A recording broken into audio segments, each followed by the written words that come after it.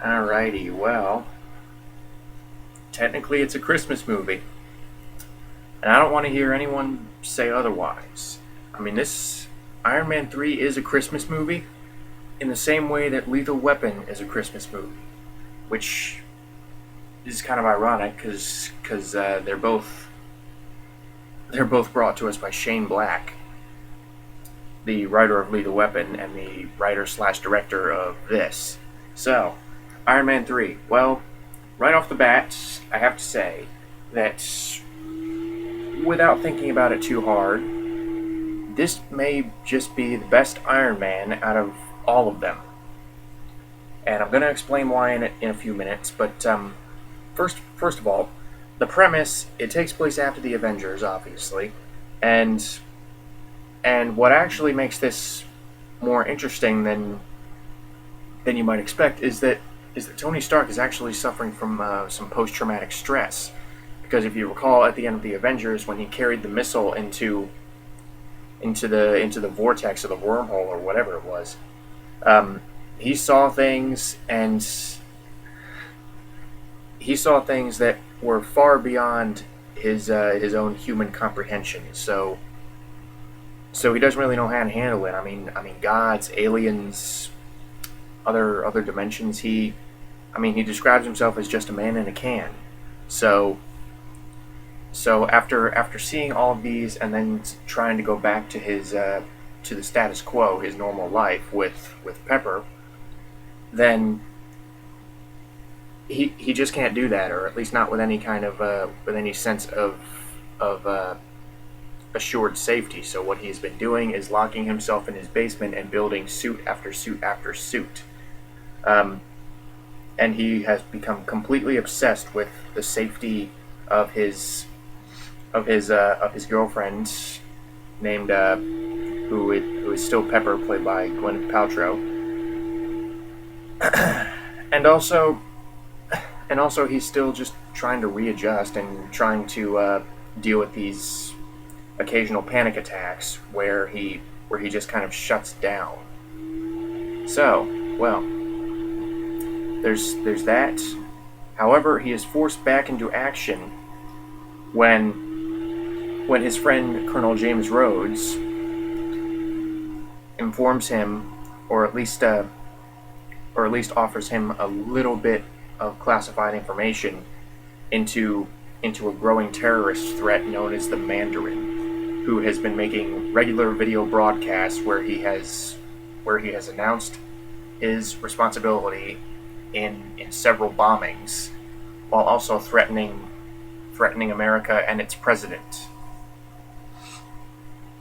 So there's that to deal with, while also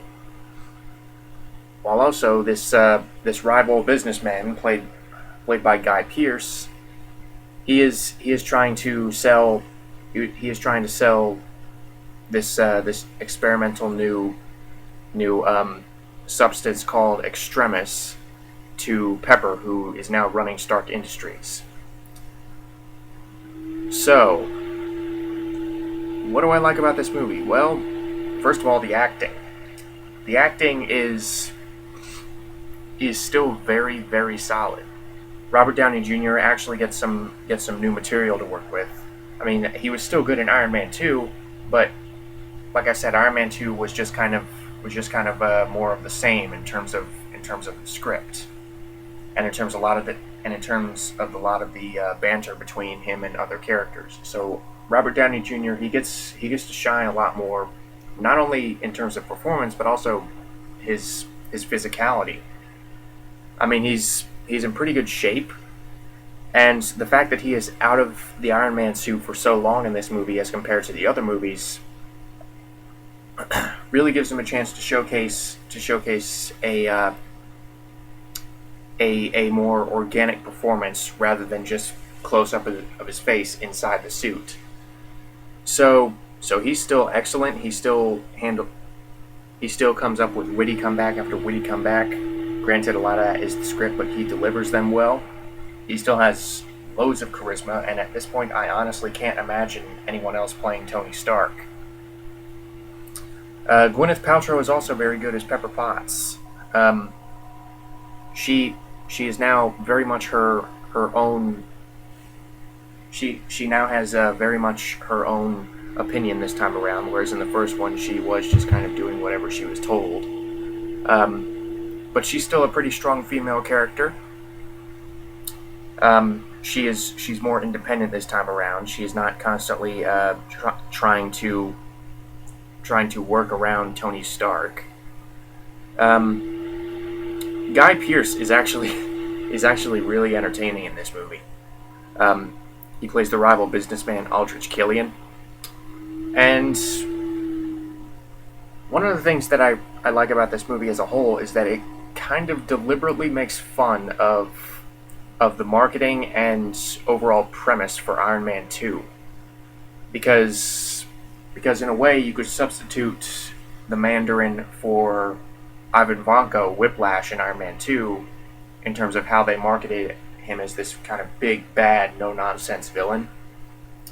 While the evil businessman in Iron Man 2 was played by Sam Rockwell, and in this one he's played by Guy Pearce. So you would think that they're kind of retreading territory, but they throw enough twists in here, and the performances are fresh enough to where you don't really get the sense that they're running out of ideas.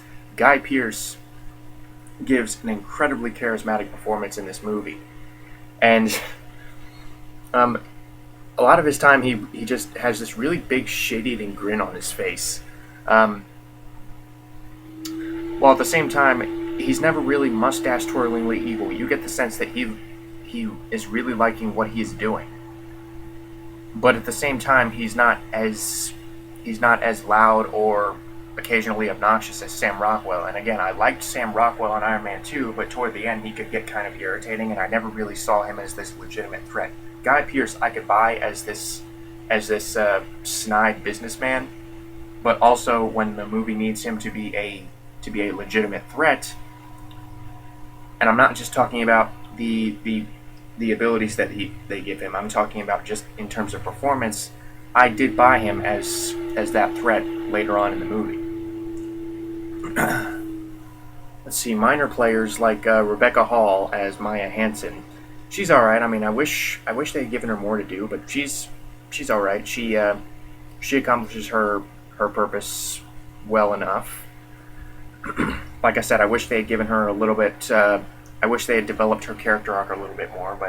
But you know, for what relatively little she was given in comparison to Robert Downey Jr. or Gwyneth Paltrow, she does fine. And same with Jon Favreau. Jon Favreau doesn't really get a whole lot to do in this movie. He's not the director anymore. He is only relegated to playing Tony Stark's bodyguard slash driver, Happy Hogan. And he's not really in the movie all that much. I mean, he gets injured about half an hour in. So you would think that he is pretty forgettable, but you know, what little scenes he is in, he does play them well, and he is memorable. And honestly,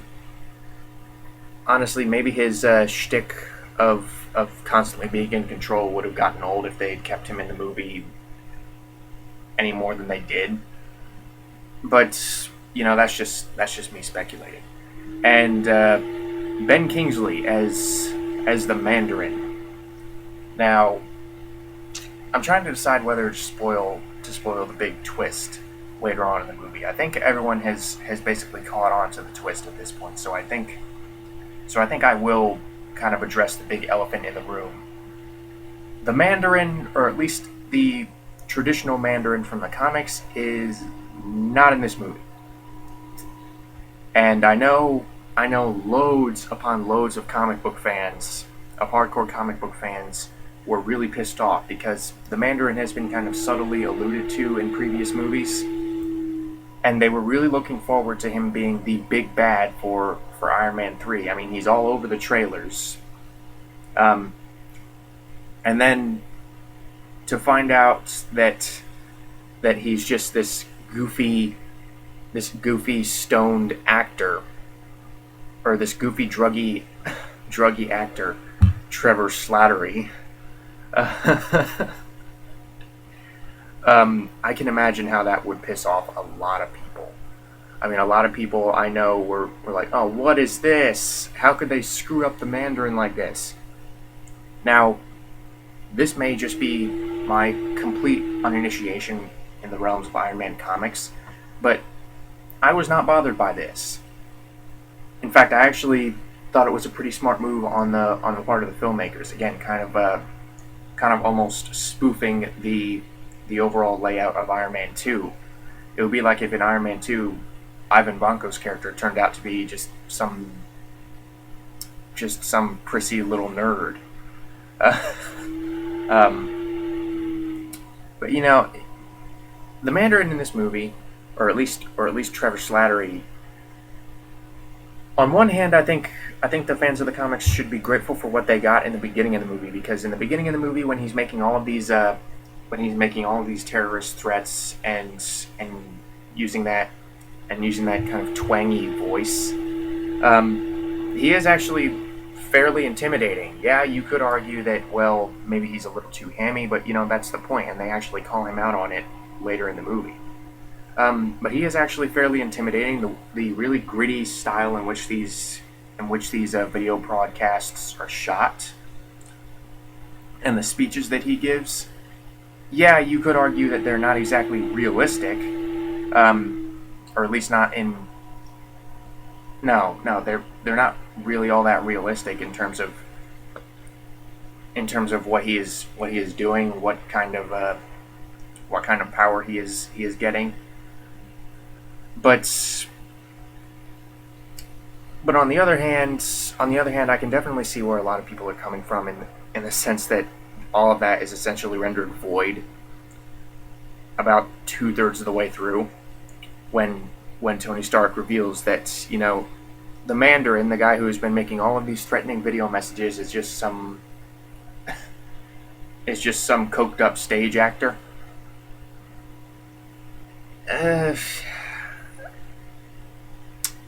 Like I said, for me, who is not all that well versed in the Iron Man lore, I thought it was a fun twist, and it kind of threw me for a loop, because again, the trailers basically marketed this guy as being very similar to Ivan Vanko in the previous Iron Man movie. You know how he's just this kind of very intimidating bad guy who's coming to get Iron Man. Or to a lesser extent, Bane in Dark Knight Rises. Again, I like those characters and I like those two movies, but you know, when I heard that they were going that route again for the Mandarin in Iron Man 3, I said, okay, well, they're probably going to have to do something new with it. I mean, they can't just have this purely intimidating villain, this purely brutal, intimidating villain, without really putting some kind of twist on it. And they did. They did put this very clever twist on it. Yeah, it did sacrifice the dignity of the Mandarin from the comics, but honestly, can you really imagine them bringing someone as fantastical or as, pardon me, cartoonish as the Mandarin into the Iron Man movies? Because the Iron Man movies, every single villain in these movies up to this point has been rooted in some kind of technological reality. I mean, yeah, you could argue that, well, this is extreme science fiction. I mean, no one is going to build these suits and fly around and do all these acrobatic things. I mean, this is over the top Marvel comic book stuff we're dealing with here. But you can't argue that you cannot really dispute the fact that, yes, all the villains up to this point have been technological in nature. And even in pre-production for this movie, when they said they were going to do the Mandarin, they said they were going to have to find some way to ground him in some kind of tech, and give him some kind of technological aesthetic. I mean, you couldn't really in a Thor movie, maybe you could get away with it, or maybe even a Captain America movie. But in an Iron Man movie, I don't really think you could get away with someone wielding 9 magical rings and someone who essentially looked like Fu Manchu. I think it would be very, very, very difficult to pull off. Maybe if Iron Man did kind of a crossover with one of the other Avengers later on down the road, maybe they could have brought in the traditional Mandarin. But because the other Avengers are somewhat more outlandish or fantasy based than Iron Man. But in a purely Iron Man movie, I don't think the traditional comic book Mandarin could have worked. And I, for one, am glad that they went this route. I know that's going to make me a bit of a heretic in the eyes of a lot of comic book fans, but again, I'm not all that well versed in the Iron Man comics. And if you absolutely hate this twist because of what it did to one of your favorite comic book villains, then I'm sorry. I totally get it. I mean, this would be like if in a Batman movie, if they had the Joker just be this circus clown, this really goofy circus clown who was just hired by some higher power to be this menace to Batman. I would probably be pissed too, but again, I'm not all that well versed in the Iron Man as a comic book series, so for me it was fine. And in the context of the movie, I think it made sense because and Ben Kingsley does play it pretty well. I mean, Ben Kingsley, he's intimidating when he needs to be, and he's really funny when he needs to be. So yeah, Ben Kingsley was really good. And someone who I have actually regrettably neglected to mention up until this point is Paul Bettany as Jarvis, Tony Stark's kind of virtual butler. I mean, he's basically the Iron Man equivalent of Alfred from Batman. Again, making all these Batman references. But Paul Bettany, he adds just the right amount of sarcasm to the vocal role of Jarvis, while also seeming very, very professional, very concerned for Stark's safety. So yeah, Paul Bettany actually does a really good job as Jarvis. I would argue that his best job as Jarvis is actually in this movie. So yeah, I'm sorry I forgot to give a shout out to Paul Bettany, but yeah, there you go. Getting a really charismatic actor to voice your robotic butler. Can't really argue with that. But going back to how the Mandarin twist kind of fits into the whole grand scheme of things, this whole movie really has Shane Black's stamp all over it. And I'm not just talking about the fact that it's set around Christmas. You could make that comparison to his other movies like Lethal Weapon. But when I say that, I'm saying the whole movie has this kind of cynical, sarcastic style to it. I mean, the characters are I would argue more smart-mouthed or more sarcastic than the Jon Favreau Iron Man movies. And even the style of the movie is more rooted in comedy than something like Iron Man 1 was, or Iron Man 2. And the comedy, I think, works better here than it did in Iron Man 2. Partially because they're actually doing something different. I mean, this, you can still tell it's part of the same series, but again, Shane Black really does his own thing with it. He really implements his own signature style to it, which I would argue actually fits with this version of Iron Man, the movie version of Iron Man, better than the Jon Favreau movies did, or at least the second one. So, yeah, when I say that this is probably my favorite Iron Man movie, I'm not really exaggerating, because, yeah, it has really accomplished performances. It's dealing with some fresh new material for Tony Stark in the form of his post-traumatic stress. It actually gives him a lot more room to give a very physical performance, because he's not really in the suit nearly as much. And by the third movie, there's really only so many times. There are really only so many times that you can put him in a suit and call it a movie. So the fact that they chose to keep Tony Stark out of the suit and kind of going around on this almost Dick Tracy-esque mystery, again, was something fresh. It was something we haven't really seen a lot of. Yeah, you could argue that he was out of the suit for a great deal of the first movie, but that was an origin movie.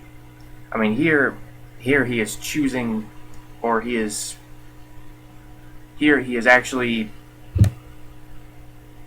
He actually has the knowledge. He actually has the resources to wear the suit. But I mean, he could probably just call Pepper and tell her to send the suits over to him. But he wants to remain off the radar so that he can properly solve this mystery without drawing too much attention to himself, because he does